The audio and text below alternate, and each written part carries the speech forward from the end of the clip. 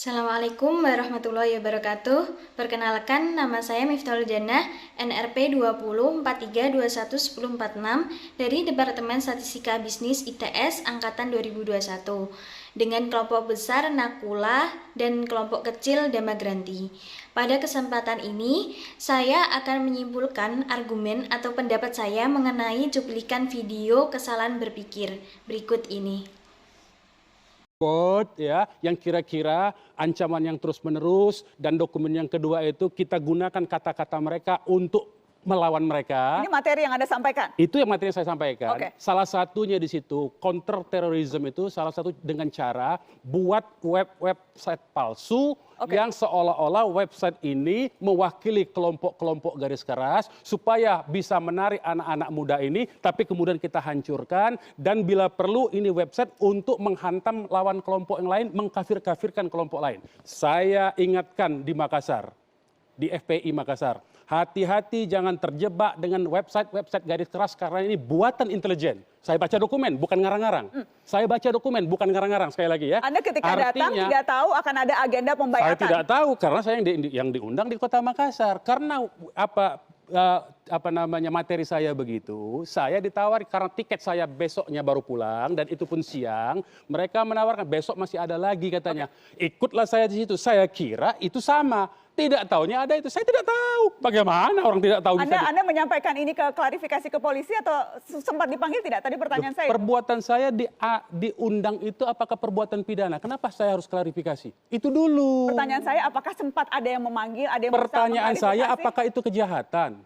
Saya bertanya, Anda. Pertanyaan saya tanya. Makanya, apakah itu kejahatan? Menceritakan dalam seminar tentang strategi counter terorisme jangan sampai orang terjebak. Itu apakah kejahatan? Bang Munarman, saya bukan polisi. Makanya saya jawab. Anda bertanya pengalaman Anda. Apakah Anda pernah dipanggil? Pertanyaan saya itu. Makanya saya jawab.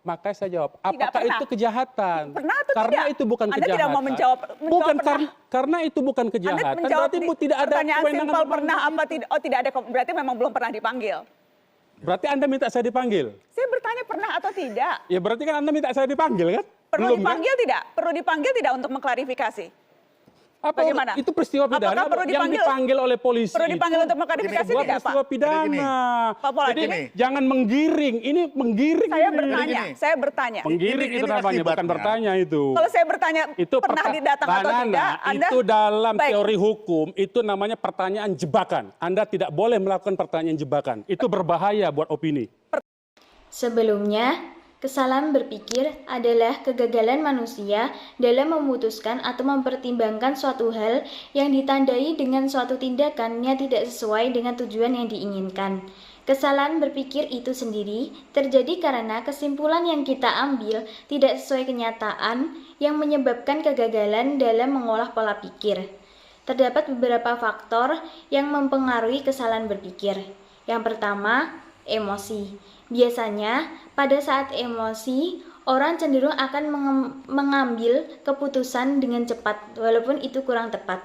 Dan yang kedua, faktor lingkungan. Dan yang ketiga, status sosial. Ada beberapa jenis-jenis kesalahan berpikir. Yang pertama, ada strawman. Dan yang kedua, ad hominem. Ketiga, appeal to popularity. Keempat, genetic fallacy.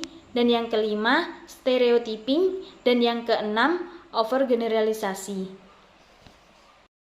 Menurut argumen atau pendapat saya mengenai video cuplikan tersebut adalah termasuk salah satu jenis kesalahan berpikir ad hominem, di mana lawan bicara menyerang pribadi dari orang dengan melontarkan argumen.